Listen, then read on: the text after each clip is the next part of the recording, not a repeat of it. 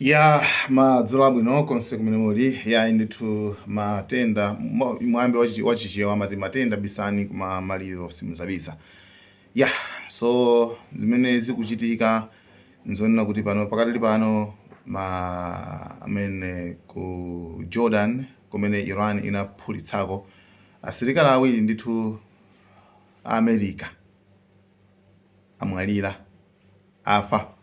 Okay, asilikali awiri aku America ndithu afa. Yeah. Aisha, we've just learned from the U.S. military central command in charge of all U.S. forces in the Middle East that 2 American service members have been killed and 1 is still missing after an Iranian missile attack on a base in Jordan. Additionally, we've learned that 4 American service members were wounded. They were transferred to Jordanian hospitals and have since been discharged. This all coming last night after at least 2 intermediate range ballistic missiles fired from Iran hit a base in Jordan not long after U.S. Air Force personnel had arrived, part of President Trump's reinforcements, an F-16 squadron as well as an F-35 squadron. Of course, U.S. Air Force personnel are deployed throughout the Middle East. We've been heavily focused on the 2 U.S. Navy aircraft carrier strike groups that are in the Arabian Sea. The Air Force isn't as public about where it deploys its forces, but Jordan is a major hub, along with bases here in Israel, also Qatar, UAE, and of course in Saudi Arabia. But Jordan has been a major hub. So once again, Aisha, 2 American service members have been killed, 1 is still missing, and 4 were wounded in an Iranian ballistic missile attack on a base in Jordan last evening. It is the first American casualties in months since those 6 U.S. Army personnel were killed in the early days of the war in the attack on Kuwait.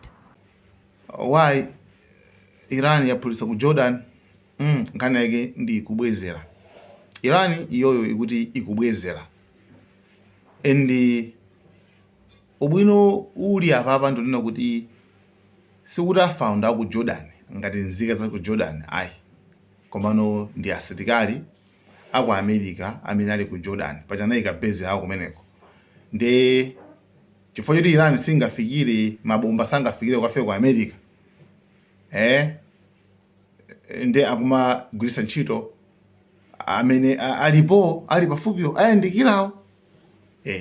Komanso ndi mabeza amene akumagwiritsidwa ntchito pokaphulitsa dziko lija la Iran. So Iran yati chimene pange apa ife ndikungophulitsa amene ali pafupiwo.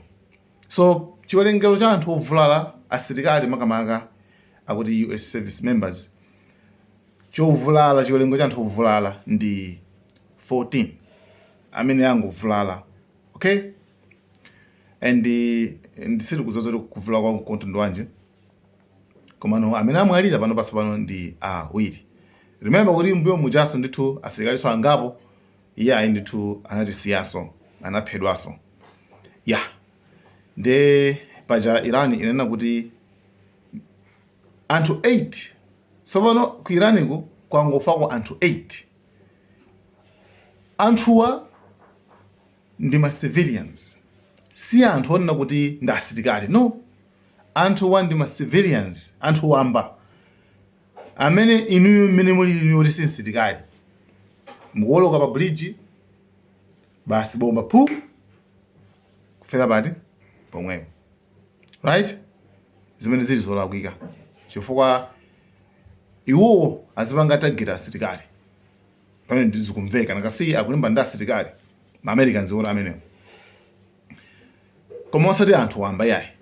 And zimene zikuchitika ku Jordan kuti Iran yaponya mabomba, asilikali awiri a America amene ku Jordan amwalira afa, at least zikumveka. You understand kuti okay, I mean that's it. Akulu kuna muchilungamo situation sili bwino, nyengo sizili bwino tikatengera ku dziko la Iran komanso ku maiko amene ali a GCC countries, ma Gulf countries, maiko amene wawa zinthu sizili bwinonso.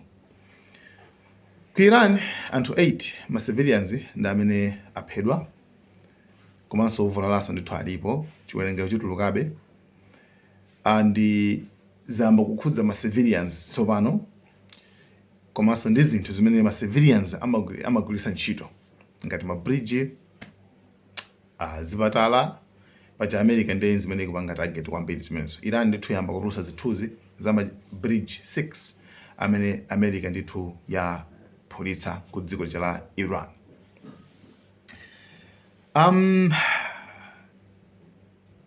Kumene kundiso aphulitsaso takamwankhana kuza ndi water desalination kusiya anthu okwana 10,000 anthu aku Iran, anthu okwana 10,000 amene pakali pano ali stranded nomads.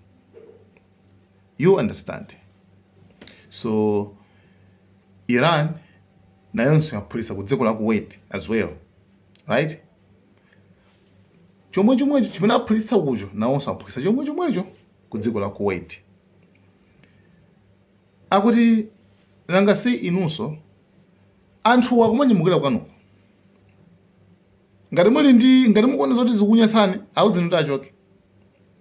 Ma Americans azakanyamukira kuti asakanyamukira kwawo koma satazanyamukira kwanu, achoke nyumba mwa kwanu aphulitse madzi akwathu ine pofuna kubwezera, right? Zivuta. So iniwo mukwapanga host amene wawa that's why zinthu zimene zikuchitika. Pabwera no maripoti, pabwera ma condemns, we condemn this, we condemn that as usual.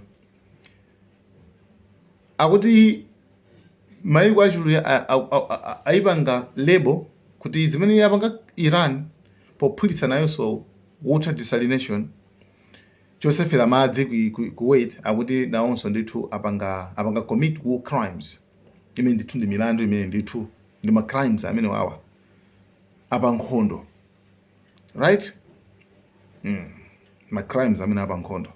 I mean it's usual. I mean zimene zimakhalira nthawi zambiri Iran ikakhala kuti awaphulitsira kaya anthu ana a school chani palibe amene amayankhula, palibe, nobody.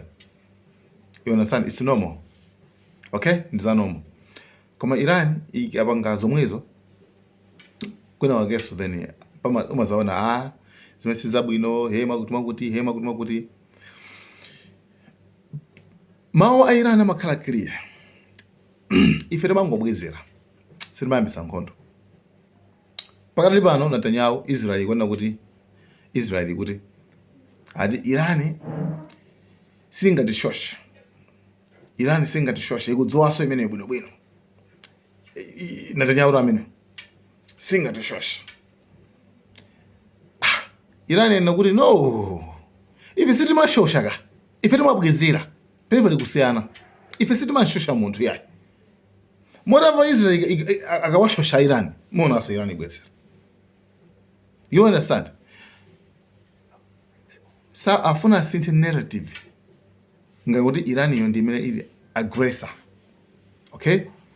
Pamene ino ngati simupanga ataki Iran sikupanga niso ataki. Ndela molawo ndi limene loto. China chilichonse chimakhala basi kungobwezera. That's all. Right? Anyway, izimenezo ndithu ndi zimene zili kumene koko, komano zinazo tizipatsana kuti zili bwanji, komano situation sili bwino. Timvana pamene papo. Nyengo sizili bwino both ku Iran komanso ndi ma GCC countries. Chabe kuti nthawi zambiri koma Americans kuku samakonda kuulutsa ndi amakhangata kubisirako pang'ono zambiri samakonda kuulutsa yayi. Koma ndithu Iran imakhala kuti ikusinja ndithu, kusinja imakhala kusinja ndithu. Ku Iran kundesi zimavuta chifukwa kuti Iran simabisa imanena apati sinja mwakuti asinja manthu mwakuti apasinja mwakuti chifukwa they have nothing to lose. You understand? Palibe chimafuna kuluza. I mean it's fine. Pamene anzathuwa zikuoneka zonse kuti kubisa ndiye number 1. Amabisa ndithu. Nde basi bisani koma Mario tidzamva. Yeah guys, thank you so much. Malawi and cameras. Africa.